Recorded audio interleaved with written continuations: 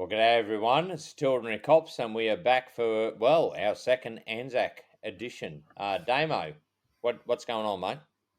Well, yeah, right, mate. It's been very hectic down here. I buried my grandfather. I've wished me wife a happy 40th birthday, and it's been Easter, and we've had cast of thousands. And yeah, no, it's been good, but it's been bloody. It's been a bit hectic, mate. Well, it has been, yeah, mate. I was down there over the break. Got to catch up with you over a couple of quiet beers, but mate, I think we spent most of the time cooking because more people actually showed up to your wife's birthday than we expected. Yeah, that was good. Yeah, we had a good little production line going, Schultzy. I couldn't have done it without you, mate. It got a bit loose there. People, is there any meat left? There's plenty of meat. We just have to thaw it out and cook it. Yeah. So it's all happening. We got them all fed. The feedback's been good. Yep. Right. Hey, And I think a lot of people in there wouldn't have realised that it was the Two Ordinary Cops podcast catering service. yeah. Anyway, Oh, mate, yeah, and we did pull it off as we usually do. no, So, it was good. yeah, It worked well. yeah, But, mate, obviously, because it's over the holidays, it's over Easter and a lot of people are out and about, there hasn't been a hell of a lot of feedback lately, but that's okay because we got a heap out of the last one. So the previous episode that we spoke about, that was inspired by feedback from people. yep, And we got more inspiration out of that anyway. So one of the things that one of your people fed back was talking about perks in the job. Do you want to give us a bit more information there, and we can have a yarn about perks in the job? yeah. So, mate, and part of it was, you're saying whether it's a cup of tea from a little old lady that's appreciative of you doing your work or anything more. And it's funny because he said, I don't want to hear anything that's controversial because obviously I mean, cops get offered stuff all the time. And I think it's important that well, we've had a bit of a discussion before starting this, and we thought, well, how about we talk about corruption?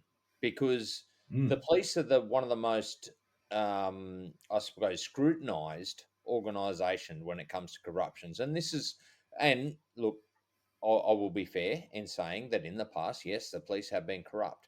However, ourselves, I can guarantee you, were the furthest from corruption I could ever seen. However, there were perks of the job, and so I think it's important that we talk about some of those things. Yeah, and look, there are perks to every job. So I would even say there are less perks for a copper these days than there are for bloody anybody.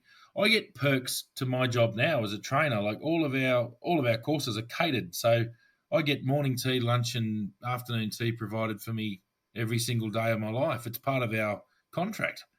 Yep. So it's part of the contract of the company that the person who we're training provides catering. So I mean, you could look at that and go, well, that's it's a perk. Well, no, it's in a contract. It's agreed upon. Yep. So there's a fine line, and I think the pub test would be if a copper turns up. Okay, I'll give you a really good. I mean, God, we'll start off all right. So people talk about what were the perks in the job. Well, I'll go through a few that I received for just doing your job, for just turning up. Yep. And I would argue that this would be provided for almost anybody who turned up at these particular places. So the big perks were places, and you can relate to this, cattle stations. Oh, yes. So we'd attend cattle stations as part of our job because we'd have to travel long distances out there. There is no Department of Transport anywhere near these places. Quite often they have a lot of vehicles ranging from motorbikes so they want registered on road or even with just agricultural permits so they can travel on main roads between paddocks because you've got to remember these places are enormous.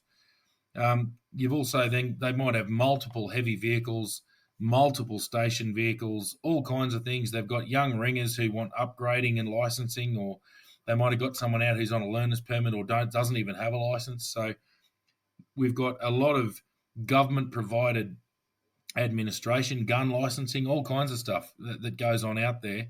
And as well as policing, a lot of the time is look, any dramas, any cattle missing, anything like that. I mean, part of it could be that we were conducting inspections on behalf of, the Meat Livestock Australia, but that never happened. It was just never our job, really. Yep. But all of that perk, we would turn up there. The first thing will happen, we'd sit down and have 3 cups of tea and about 4 pieces of cake before we did anything. We They're then rolled right. out and worked through it, and they said, "Well, at 12:30, make sure you get back to the homestead because we might have to travel around and do agricultural permits on tractors. God knows what. There's that many vehicles on a cattle station, and they want them all done at once, and they're going to just get one bill from the Department of Transport, and they pay the whole lot in one hit. And so they want it all done and inspected off and signed off by the police because the police were the ones, especially back. This is going back a few years, and I don't think it's changed. I think it's still the main way it's done, but they call it 12:30. Make sure everyone's back. We've got lunch on. Yep. Well, lunch was an absolute banquet. Well, they do things beautifully well on most cattle stations out in the bush. And you'd come back to the big old mess, and there'd be everyone who's close by would be back for lunch. You've got to remember these places are absolutely enormous, and Well, 1 they're million good little acres people. on average, Damo, I think, is How big actually. was it? Yeah, well, I think pretty close to, mate. All the ones that I dealt with, I mean, apart from Wave Hill, which is I think 3.5, but that was separated into three different lots. But most of them were Yeah, about 1 million acres. yeah. So they're colossal. They're the size of shires, really. Hmm. So as a result, a lot of them, a lot of them now are they're company places, but there are still the odd one that's family owned. But it didn't matter. The service was still outstanding, and a lot of the time, if you were a long way from home and you were right out there in the middle of nowhere, you'd be staying the night. So you'd be staying the night, and come knock off time, if about 4 or 5 o'clock, they go right. Well, everyone's down in tools. Blokes don't have to keep registering vehicles into the night. Tomorrow's a whole new day and you would have worked pretty hard. You're traveling out, you're crawling underneath vehicles, you're checking off things. When I say work hard, it's all relative, I suppose. But, it was a great trip. It was fantastic. Like, it was a really good, they were brilliant little trips away. And you got to really Yep. network and meet everyone and carry on. But they talk about perks, mate. Lunch was a banquet. You would have paid hundreds of dollars in a flash restaurant for what we ate for lunch. You could barely move in the afternoon, so you got precisely bugger all done. And then come knock off time, you could barely stomach something else. Whereas 5 o'clock in the afternoon, and they're shoving a gold can down your throat, Oh, very very quickly followed by another 30 odd. yep. So it was there were and it was an insult if you went to pay for them. So they talk about perks of the job. Yeah, they were perks of the job, but the balance comes. They would have done the same thing for a builder out there who's building another building somewhere, or someone installing big irrigation stuff, that's a pretty common contract. So Yep. if someone was out there contracting for a couple of days or whatever else, they would be the same. It would be all turned on, all the grog you can drink, all the food you can eat, it's on. Yep. It's just the way it's done in the bush a lot of the time. But that's one example I've sort of got. If you want to spot Yeah, out and well, sort of talk mate, about the you're perks for exactly that. right. And I think I mentioned it once before, like Supplejack, and mate, my hats off to these guys. They were the most genuine people you could ever meet. They give you the shirt off their back if that was the last shirt they owned. And they were just fantastic people, and I will admit that I think I drank them out of alcohol, but they kept on feeding it to me, so I kept on drinking it. But like some of the most wonderful people, and you know what? Did we sign off their vehicles because they did that? No. No, and that's my next point. But you keep going with your story, and that's yeah. Sorry, keep going. Hmm. So the thing is, people sit there and go, "Oh, they're doing this to get a favor." No, it's not about that. It's about showing hospitality to people. They know how much we've gone out of our way of our day to day duties. And look, what you got to remember is we've got a lot of stuff going on back at the station. Police work never stops. It actually builds up while you're away Yeah, doing this sort of stuff, and they appreciate your time in coming out there and helping them. yeah, Um, and I think it went back. This particular example being the remote area stuff and cattle stations, especially. I think that was just the culture of the cattle stations. It wouldn't It have mattered who was. you were, but if you wanted to go by the absolute letter of the law for police and our policy, we would have realistically had to turn all that down. We should have self catered. We should Yes. have taken all our own food with us. Yep. We should have taken all our own alcohol with us. And I would even say that would breach a different policy, which is to fit in and work with your community and adapt to their customs and traditions as best as possible, which is, Yep. in Aboriginal culture, we definitely do adapt to Aboriginal culture away from the traditional policing role. So Yep. why shouldn't we do it with the culture that is surrounding cattle stations? The Yep. fact of the matter is, if you get a visitor on a cattle station, they just do not ask for it. You don't ask for anything; you get given everything. Yep. So that's just the way it is. That's just the culture of the place, and they get offended if you don't accept. And fair, it's just a tradition, goes back, a very long time. They'll be Yeah. offended if you don't take their hospitality. But then on the flip side, I think about us back in, especially Borroloola, where we both worked in Borroloola, Yep. where our place was. We had a good sized yard. It was about an acre block at that little back corner of the police compound. So we had lots of room there. There were plenty of times where I said to tradies, boys, just park it. If you don't want your vehicles out the front, they had their own accommodation sorted. And it's only walking distance. God, it wouldn't have been a kilometre away, but I used to give them a lift anyway. Yeah. I said to them, park your vehicles inside the compound. And if you really want, just park them down in my yard. No dramas, like not worried at all, because the compound was still accessible. So yeah, we'd park vehicles inside behind my gate, and I did that with tradies out there. They were comms techs out there sorting out communications at the school and the police station at the same time, and I think the clinic as well. So I just said, leave your vehicles there; they'll be completely safe. They were worried about tools being stolen off the back of their vehicles, and then I just load a few of them up in my car or the police car and run them back down to their accommodation, which was really only a kilometre away. So it was give and take. So to me, they talk about the perks of the job. Well, yeah, there were perks out in the bush, especially Yep. about being a police officer, but the perks were sort of given to everybody. So I Oh. don't know if it was a perk or not.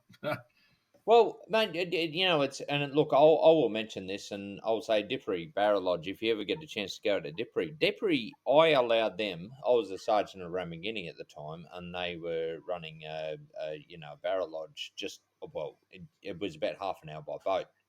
Um, but part of the thing and part of the danger, the police, and I would I'm going to throw this on police responsibility. We are there to reduce crime. And so one of the things, like they were having to leave their cars down at the boat ramp, which is 26 k's out of Ramangini. It's on a remote place where people are going through left, right, and centre, and you're talking about drug dealers or carver and dealing and all that sort of thing. So their property was unguarded, and I said to them, "Keep it on the Ramangini police station. We'll drop you down. We'll drop your boats down, and you keep your gear, your cars, your trailer." And everything, because we had a massive compound. Yeah, And I said, we'll just park it up here. We'll look after it. Look, it's probably not kosher within the policy and procedure. However, I was reducing crime by not allowing people to, have access to this stuff because they would be away for months. mate, I would bet my life savings that any of those vehicles left there for longer than 2 days would have been completely and utterly pillaged and probably burnt. Exactly. Yeah, So, and this is like, so more than, yep, like all the time, I would sit there and go, mate, we will actually do one better. We will drive down and we will drive your vehicle back to the station. yeah. So, and look, that's community policing. It's community. That's how community look after community because, and we've spoken about the bonuses or the advantage of working in some of these places when you're doing a serious investigation. You spoke of one, south of Tennant Creek, where you had to go, and the amount of people that actually stood up and looked after whether it was something to eat or this, that, and the other while you're doing that investigation. The community helps out to get a job done. Oh, yeah, mate, yeah, absolutely. And that's so it's almost we're talking about the perks, and I think what we're going to move on to in a minute is talking about where that line kicks in. Yes. So, do these people want anything back in particular for what we're doing? I mean, we're out there in the middle of nowhere. It's just legitimately human beings being good human beings to other people who are doing a tough job out in the middle of nowhere with pretty trying circumstances, and that's how policing generally was. Yep. Um, the difference would be if I go out to say, the example there was Malapunya Springs Station outside of Borroloola, so on the Tablelands Highway down south of Borroloola. Had I gone out there and gone, not even going to inspect your vehicles, boys, bring them all in, sling us $1,000, or Yeah. that's dead obvious. But Oh, what yeah. about sling us a beast? And so, for those who don't know what a beast is, so sling us a whole cow, basically. So basically, a year's supply of meat, and this, and maybe a couple of bottles of rum. And okay, that there is corruption. Yes. But the perk is going out there and you're still doing your job. And if I find a problem, I'm going to go, oh, mate, I'm sorry, I can't sign this one off. Yeah. And it would be, yeah, no worries. So there is no payment to the police with expectation of return. So, Yes. I mean, this is just hospitality. It's good hospitality, which we would return to anybody who was in town. It's just the way it was done in the bush. And this is where, in the bush, is where it can be slippery because you are the only person there. You are the only cop. You're not, oh, g'day, Sarge, or whatever. It's, g'day, Damo, how are you? G'day, Schutzy, how you going, boys? You know these people. They potentially within your social group. Yep. It can be more challenging at times to actually challenge their behaviour if it's out of line. And that's where it might be that you have to cut a friendship if it's not an appropriate friendship to have, if this Yep. person is continually engaging in conduct that's against the law. So, I Yeah. mean, that becomes pretty obvious, but in small places, you just don't know sometimes. And anyway, I think police get pretty good at dealing with that stuff down the track. You sort of know who to hang out with and who not to. But Yeah. in major centres, Schultzy, it's a little bit different in major centres. Mate, can I just tell a story from out bush? You've Yeah, just yeah. track there.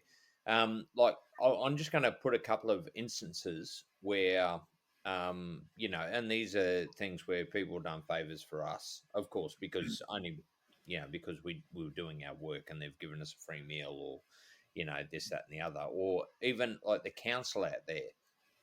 Honestly, if we wanted to say a shipping container moved as part of the police, apart getting through the rigmarole of getting the police department to do it was an absolute head fuck.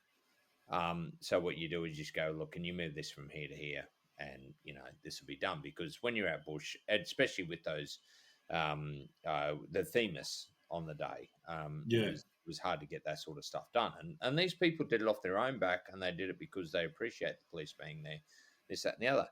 That doesn't mean that there was one I had to actually charge with failed to secure a firearm. He Yeah. was a bloke, an absolute top bloke. However, part of the reason was his kid had got a hold of the firearm one day. I had to make sure my crew were, in bulletproof vests when we went down to this job and all that sort of thing. And I said, mate, as much as I like you, unfortunately, the law's been breached. And look, he was respectful of it. Yeah. Yeah. So, he copped on the chin because he goes, no, I completely understand where you're coming from. And I explained, I said, mate, this is the way we have to roll. There's been instances where, they called me up going, oh, such and such caught drink driving. I said, well, they've been caught drink driving. That's it. Yeah. Yeah. That's That's the end of that. What do you want me unfortunate. to Yep. do? Yep. Go and break him out of jail? Yeah. What do Yeah, you that's think we right. are? Yeah. Yeah. And the thing is also, I think where it comes from our perspective, it was our mates because the police had, this is what I talk about camaraderie. I wasn't going to go against my mates. They No. had locked that person up. Yeah. You know what I mean? And this is a thing where they talk about, oh no, it breeds corruption. Well, it also breeds anti-corruption. Yeah. I think where it gets slippery is where, and this is what I think this is the transition. Okay, we've spoken about this perks. Yeah, Yep. sure. You go to a cattle station, get this, do whatever else. In the regional centres, Christmas Day, we've spoken about that. The local shop would come down with a big platter of food or whatever else for the Yes. police. Well, Yep. guess where else got one? The ambulance, the Yeah. hospital, Yeah. all these other places, anything that was still working over Christmas or whatever else, they would get this big platter. It was just what the local business wanted to do. McDonald's have got a worldwide policy that law enforcement, basically first responders and military, get half off, 50% discount on McDonald's. Yes. Well, our commissioner, who ended up going to jail himself, tried to strike all that down. So John McRoberts in about 2010 tried to tell McDonald's that they weren't allowed to give his police officers a discount, as it was Yep. viewed as corruption. And what I found hilarious was McDonald's Australia headquarters basically turned around and told him to stick it up his ass. They'll do whatever they like. Yep. So it came down to, we don't expect anything in return. We just put out that this is just a company policy, and we don't give a shit what you think. If a police officer Exactly. comes in, we will charge them 50%. That's it. And Damo, the irony in that is the fact that Mick Roberts, his own Mm. police force, put him in jail for corruption. That's right. Yeah, exactly right. So it was just ridiculous. I mean, the thing was that Macca's was a convenient place to go because it's open 24/7, and it was a good spot to grab a mad, It just was. quick snack in the middle of the night. It's just rubbish food. I'm not endorsing McDonald's, but Yeah. it was always quick and easy and handy, and for us it was always pretty good. But then the other thing was you get your 50% off, which was always a bit of a helping hand. But that Yep. was their thing. And don't get me wrong, the Ambos were the same. Anyone in the Defence Force was the same. If they turned up there in uniform on duty, they were given 50% discount too. So Yep. it was just a policy that they had. Did it get taken advantage of? Yeah. And if a police officer was to be off duty and whack a uniform on and drive down and walk in there in a uniform and buy a whole heap of Maccas for their family or whatever else and get 50% off, and that was to be detected in an investigation, they would most definitely lose their job for corruption. Because the definition of corruption is basically using your position of authority in order to gain yourself a personal Yes. chattel. So, in order to basically gain some kind of benefit, you're using your position. So that's what it is. I mean, the fact was that you could exchange favor for a benefit. So you in your official capacity may not carry out the correct behavior because someone's paid you. Well, that's corruption. That is Mm. dead set corruption. I think most people understand this. The classic example was Fitzgerald Inquiry, Queensland, in 1987. It was kicked off, went from there. Yes, that's correct. So basically, you've got laws in Queensland that outlawed illegal gambling. So there was SB bookies in illegal gambling, prostitution, all your vices, all those, what Las Vegas is famous for. A lot of that was illegal in a lot of different places in Queensland. But what was happening was, and without quoting the whole bloody Fitzgerald Inquiry, which I couldn't do accurately anyway, Yep. the police were going in at a higher level to these organised crime people and actually creating a bit of a conspiracy with them so that they were left alone to carry out their conduct as long as the money flowed back to the police. So it was just basically the police were organising the organised crime. It was Yeah. a pretty shameful state of affairs. Queensland weren't exclusive to that. It occurred definitely in New South Wales. The New Wood Royal South Wales, Commission also definitely. exposed Yep. it. There's been lots of places it's occurred. I guarantee, just because other places haven't had royal commissions, that there was. I would swear on my grave that there was corruption in a lot of other places.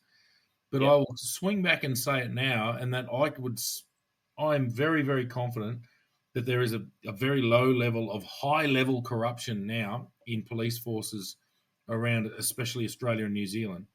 And Oh, that's because the oversight is just so full on. You just we couldn't do it. are, and look, I think I've said it before. We are far more scrutinised than politicians. Oh my God, like you wouldn't believe. Yeah. The scrutiny of police is just incredible. Yeah, it's Like um, the amount of politicians, or that come out and actually sit there and talk about police corruption. I sit there and go, well, look at yourself. You guys, we have ticks. We checks have and boxes. balances. We have to tick. Yeah, look, there's balances. We get investigated at the smallest inkling of a complaint. Yeah. Whereas, and honestly, that we get dragged over the coals even when we're right. Oh Um, yeah. whereas politicians, mate, the problem is the people investigating politicians are put in there by politicians. Yeah. I mean, we don't want to go off on a side tangent too much. We're just talking about what we used to go on with. But I agree with you. There's Mm. um there's a lot of freedom there, and I had I applied for a couple of jobs a couple of years back here in New South Wales with other government departments in emergency management, and I got it through some back channels that my God, you were the pick of them, but they had this person already picked out. Well, that's cronyism, and that's a level that's corruption. Yeah. So, geez, didn't the commissioner of police just get sacked in the Northern Territory for the exact same thing? Yep. Putting a friend of his in as the assistant commissioner. So the police force is extremely scrutinised. I would say the scrutiny I mean, private enterprise can do what they want because the consequences are you go broke. It's not that you don't have statutory authority, and that's the difference. So it's no, you've got to act within the law. So private enterprise can act lawfully, but they can provide benefits and choose whatever contractor they want to do us all this sort of stuff, whatever they want to do, because at the end of the day, they're private enterprise. But when you're in charge of the taxpayers' money for a contract, or you're in charge of dishing out government licenses or government registrations or things like that, you don't own that. You can't sell that as your own product. So as a result, you've got to be very, very squeaky clean in the way you dish out those registrations, dish out those licenses, Yep. give those approvals, give out that grant money, approve those contracts. It must be extremely transparent because you are just a piece of the machine that is carrying out the role of government.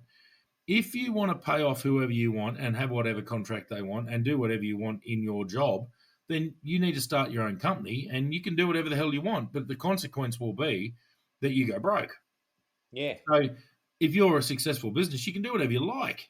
It's why a lot of rich businessmen go, "I don't care. Like it's my business. I'm not going to go broke." It's like I don't care if you don't like the way I do business. What I do is lawful and go away, and that's fine as long as you conduct yourself in a lawful fashion in private enterprise. No issue. But Yeah. yeah, I think the big problem comes in when you're dealing with the public purse. That's where you must be held to a high account. You don't own that stuff, even though it may feel when you do it for a very long time like you do. You never ever own it. It's not yours. You're getting paid to carry out the function of government.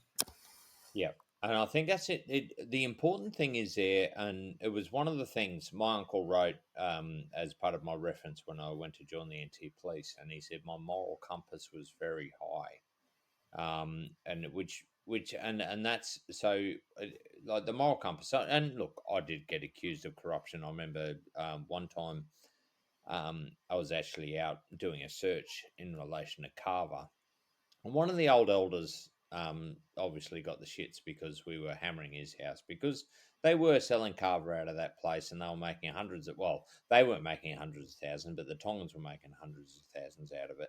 And I didn't like anybody getting, and they were getting used by the Tongans. And one of the old elders actually cracked up and said, "Oh, no, you keep this money, rah rah." And I actually really got the shits with them because that was an attack on me personally. Not so much me as a department or me as a police officer, but me personally because I honestly I can tell you corruption was the lowest thing on my level. I always acted in the best of the community.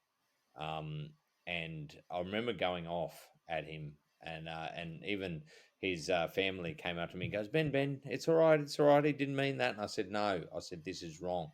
I said, "The fact is, I've always acted in your best interests." Yeah. And I got really pissed off about it, and I think that's why I really hate when people say the police are corrupt these days. And like Damo, honestly, mate, I and even if you talk about high level corruption, I never saw anything high level. Oh, mate, I never saw anything low level. Like No, it well, that's just right. can't exist. You just go, dude, don't you like your job? Like you Yeah, go, people were doing silly things. There was times where there's also managerial things where people are learning their trade and they're starting to get a bit confident and they're starting. It's like, oh, you yep, pull your head back in. And I'm not talking about gifts and benefits. I'm talking more about, someone might be a bit heavy-handed or something like that. yes, We're not talking straight out legitimate assault. We're just talking a bit heavy-handed. You go like, oi, just pull your head in. Like, this is not you. You just that uniform. There's a reason you're only a number. because the police force is a big public owned entity. You don't Yes. get to, of course you have your influence and you can really be a good copper and you can have a great time in it and leave a hell of a legacy within the police force. But at the end of the day, you're being paid to do your job as a basically a kind of public servant. And you don't own it. You don't get to sell it. You don't get to trade it. No. It's not yours to give away. So that's where the corruption comes. Yeah. The perks of turning up and being and receiving excellent hospitality. Well, you know, people can argue back and forth that that's not necessarily corruption. Well, by the letter of the law, it is. If you've turned up out there and received a gift, I think the big test for me was always, am I receiving this in anticipation of something in return? Yes. And the fact of the matter was no, because I'd go out there and go, oh, boys, I said, that trailer over there, and I did it a few times. I mean, the vehicles were always in pretty good nick. But you go, fellas, I can't sign that trailer off. The tyres on the back, there's a few places where the wires coming through. Like you need probably 6 or 7 new tyres on that particular trailer. And they go, yeah, no, fair call, no worries. Mm. And then you'd go, look, I'll sign the whole thing off and have it sitting here. You send me photos with time date stamps on them of the replaced photos, and I'll sign it off, and you're good to go. So Yep. there were ways around it. You got to remember, they're in the middle of nowhere. They're trying to run a business. We're not going to get out there very often. We get out there a couple of times a year at best. We do the best we can, but there was no expectation of them going, oh, come on, mate, just sign it off. We'll slip a few extra beers. That there is that's Yeah. corruption. Yeah. And Exactly. what I loved was there was no dramas. It was just, oh, fellas, that trailer, I can't sign that off, but I can sign. Oh, what else you got? We'll move on. Oh, well, there's a way around it. We'll get it sorted in a practical solution, but I can't authorise that to be on the road right now because if you've got a full load of cattle going on the road and those 5 tyres blow, that rolls over and kills a family. The investigation goes back through. Well, for one, forget the investigation. I know in my heart of hearts that I signed that off and that trailer's just killed a family coming the other way. Sorry, Yep. not happening. So, the other thing is people go, oh, yeah, but this, that, the other. Well, no worries. We'll put your family in that car, and that's always the test. Okay, if you're happy to sacrifice people, you sacrifice your own people first, Yeah. not someone else's. So, Yeah, and look, that used to happen quite regularly, and I'll actually go on a slightly different track there. Like we used to pull people over, and it could be something where, like their car's slightly out of registration, or they're driving, but they actually, well, one of the biggest ones for me was the fact that they could get a license, or all this sort of stuff. And I said, look, I can give you a fine right now, which is going to be more than you actually getting this qualification. I'm going to give you 2 weeks. You don't drive now, but I'm going to give you 2 weeks. You come back to me with qualification. I won't do you for this yeah, because you're actually eligible completely to come and do it, and it'd be cheaper for you to actually do that. yeah, to do I your mean, license, I'll yeah. tell you what, if I don't see proof in 2 weeks, this file's going in. Yeah, you're going to court. Yep. Yeah, exactly. Yeah, And flip it back in their court. And that's I mean, that's not corruption at all. It's a bush way of managing your community and trying to get people to do the right thing. Like, here's the deal. We can hold this back on the yep, proviso we do this. And the fact of the matter is, if it went through, it'd probably be considered, oh, no, that's not lawful. You can't, under what law do you do that? And that, no, it's like I'm managing my community. yep. Damo, in You know, fact, it's actually called discretion. that's right. There's And that definitely is discretion. something, and police forces, unfortunately, I suppose more recently, have tried to get rid of discretion because I think it breeds corruption. It doesn't. Yeah, no, It just allows you to be good with the community, and they will respect you for your decisions. What this is why the importance and why Damo and I have actually spoken about getting the right people in the job, yeah, in recruitment, and all that. Because if they have the right moral compass, you will actually get a police force that led by really good people. yeah. So you're right there, mate. And the fact is that you imagine AI robots being police? Oh, Can you imagine? It'd be the community would, as humans, would turn on the other humans who are at the top running the place and try and destroy those things because it's like you don't just get to control us with your machines. It's like we've elected you to bring in laws, and those laws are enforced by people. and those people take into consideration all kinds of things, and as a result, and bring out the best result. Now that should always be up for scrutiny, and that, of course. However, the fact is you can't beat a, a local copper, especially in smaller places, using discretion that can be backed up and justified and would pass the pub test, for want of a better term, Yep. um, in order to improve their community, or give a young person a break who would otherwise just go to court and do this and do that, and then be disenfranchised and potentially go further down that track. There's a lot of scope for a human level interaction here, and this is where lawyers forget this stuff. I mean, they just go, "Well, I've got to win for my client, so well, this, and 1 + 2 = 3, and you're wrong." And judges will find that, yeah, well, that's correct, and the humanity is removed from it, and that's a lot of what is wrong with, you talk. Oh my god, you get the old saying, or I remember the old days where you'd be playing up and the old local sergeant give you a kick up the ass and send you home. As well, if I grabbed a juveniles now and kicked them up the ass, I'd go to jail for assault. Like, it's Yeah. not, Yeah. it That's can't happen. right. We put them through some kind of approved program where it takes months to happen, so there's no sense of consequence, and then they just go, why am I back here? I thought this was all dealt with. It's the old punishment for kids was instant, and it was an instant fix for the problem they were committing or the issue that was occurring at the time, without being detrimental to their ongoing improvement, their ongoing employment, and their life and their livelihood in the future. So I don't know. It's corruption is true corruption to me is quite obvious. It's like you're exchanging your position of authority, which isn't yours. You're being paid to hold that position of authority. Yep. You're exchanging that position of authority for your own personal gain outside of what you make from your wage and your salary, which is legitimate remuneration for your conduct, for your work. Mm. So it's not yours to sell. If you want to go and sell your own stuff and sell your services and do whatever else, well, you've got to go into private enterprise, and that's why corruption rules exist. And I don't disagree with it. I think it's a good thing. The trouble is the scrutiny gets so full on that it's like, oh, for God's sake, this is a human interaction. What benefit did they receive from me for giving me a bloody free coffee or whatever else? And that's where it muddies the water. I think that it's at the lower end where these little conversations come into play. And yeah, anyway, I think that's what we're on about.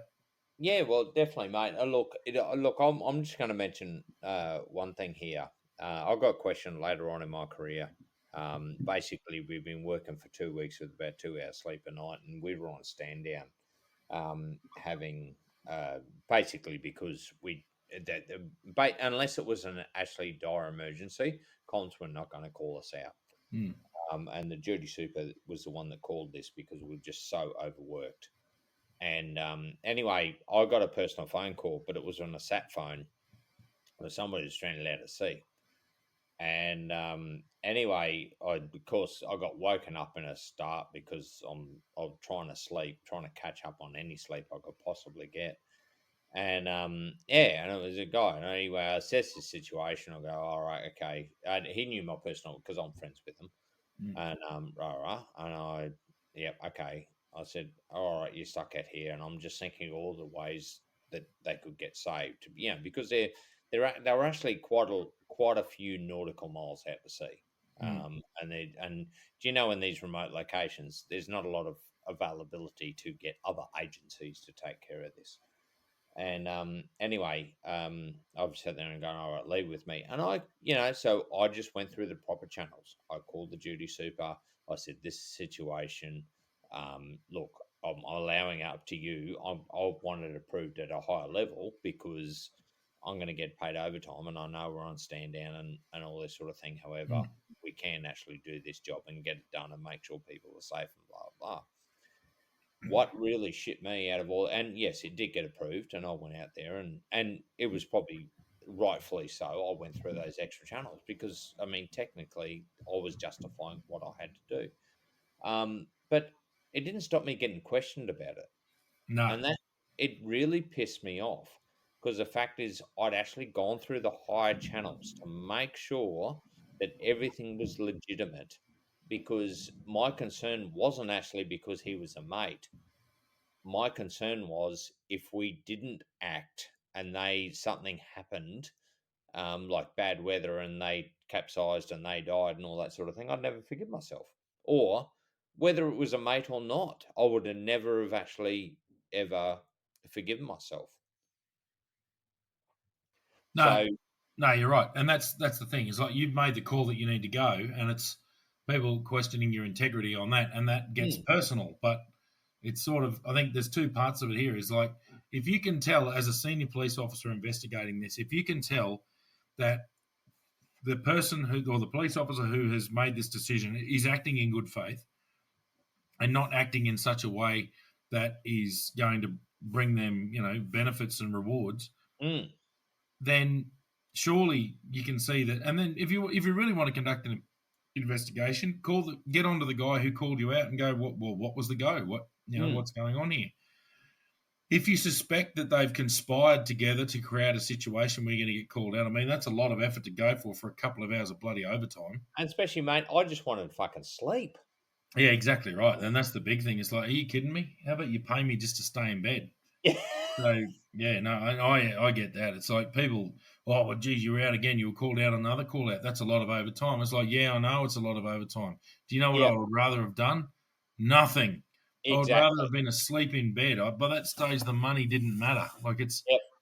that goes on a bit. But yeah, look, Yeah, and that's what it was for me. I'm going, mate, I was well beyond what I could actually almost physically do. yeah. No, But I think, mate. I think the big one here is that this is where the grey, blurry line between what is just a normal interaction, acceptable, and I love that term, the pub test, because if you're going out in the middle of the bush and they provide you with a really good meal and you stay the night and they provide you with a heap of grog and you have a really good time and all the rest of it, well, out in the bush, the expectation is if they were to come to my house, the same thing would happen to them. It's yep, just that's just hospitality. If they were going to give me, oh, here's 2 bottles of rum to sign off this whole truck, that is corruption. Straight away, yes, you are selling your authority for your own benefit. And that's the line. So it can be low level. It can be something as simple as that. And like, oh, come on, man. Don't worry about this. This is pretty obvious. And the other thing is, it's pretty, yeah, you occasionally get these, especially from I've noticed this in not in a racist way, but I noticed low end bribe attempts where I got a lot in Darwin from um, people from overseas, either third world country immigrants or tourists trying to go. Oh, he's okay. He's $100. Finish with you. Finish with you. I was like, yeah, no, it doesn't work like that. Sorry, mate, you're in Australia. Look, yep, there was very clumsy levels at bribery that used to occur from international people mostly. And then I sort of would have seen that there would have been attempts, and I can certainly see it would have happened in the licensing arena back in the day, where people would have tried, oh, we'll leave this alone and we'll give you this kind of benefit or whatever it else. But where the corruption kicks in is where you take a benefit in order for your authority to be tempered in such a way to the benefit of the person giving you the benefit, and that's yep, dead set corruption. And yep. yeah, I think that's what we're getting at. Exactly. Look, mate, I'm actually gonna mention something. It Mm. might be a little bit controversial and all that sort of thing, but look, it didn't happen often.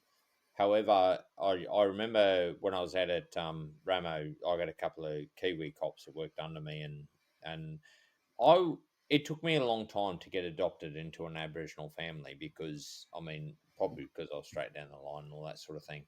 However, they actually came to me and they said, "Oh, their family want to adopt me," and I said, "Well, one thing you have to be careful of, they could be doing it for a benefit. Yep. So what they do is they do it for a benefit to them, and they adopt you as and means they'll back you up." And I said, "This is a very dangerous path you're heading down."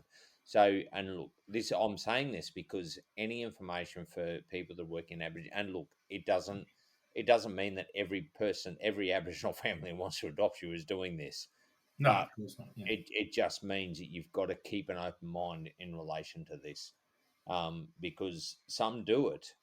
People, it, you, people are not always innocent, and they're not always, anti-corruption and all this sort of thing. So you've just got to be wary as soon as people offer you a benefit. And Yeah. being adopted by an Aboriginal family is a big thing. Yeah, it is. Yeah. So you've got to, and there's times, and some people will use it to their advantage. So you just got to be Yeah, aware of definitely. that. And yeah, I agree, totally agree with that. I've seen it firsthand. So yeah, Yeah, no, definitely. Well, mate, I think we've fleshed that out a little bit. I mean, this is obviously not a royal commission into police corruption. This is just us, two ordinary cops, sort of, I think, ironing out the grey area where the two separate. And there's a little bit of a crossover in the middle where something might be appropriate one day and not the next. And yeah, that's up to you to be aware of it. And we're talking mostly to the police now, like to the police officers out there. There's a time where you go, "No, I smell a rat here." Like this little gift or benefit is not being given in good faith. Like that's someone right. turning up with a platter of food on Christmas Day because they just, "Oh, we really appreciate what you do." It's given to whoever happens to be on duty. It's got nothing to do with, "Oh, I'm giving this to Schultzy." It's just Yes, whoever is on duty on Christmas Day is going to have this cheese platter or whatever it is. That's a pretty innocent thing, especially when they've also given one to the paramedics, the hospital, the bloody whoever else is open. So, right. that's pretty innocent. But if they're coming to you and slipping you a bottle of rum and saying, "Hey, listen, just don't be, just turn the other way when you drive past this pub on this day," That's So yes, and that's the lower end. Obviously, the upper end is everyone knows what they're on about when they're at the higher levels, getting hundreds of thousands of dollars into a trust account somewhere, which I mean that's major crime. That's major and organised crime at that point. So that used to happen a lot back in the day. I think it would be very, very difficult to do that now, given the level of scrutiny. yes, Um, but yeah, it's that low end thing, and I think it's pretty obvious to those with half a brain, and certainly the ones who can pass a psych test to get into the police force, or at least an intelligence test. When there's someone attempting to pay you off for a minor assistance, and yes. you don't have the authority to sell that authority. So I think No, that's my takeaway there. I think actually it comes down to, and we've spoken about sports clubs and all that sort of thing. The jersey is earned, and I think the uniform is earned. Yeah, bloody oath. It's not yours to own; it's No, yours to earn it. you're just wearing it. Yep, That's all it yep, is.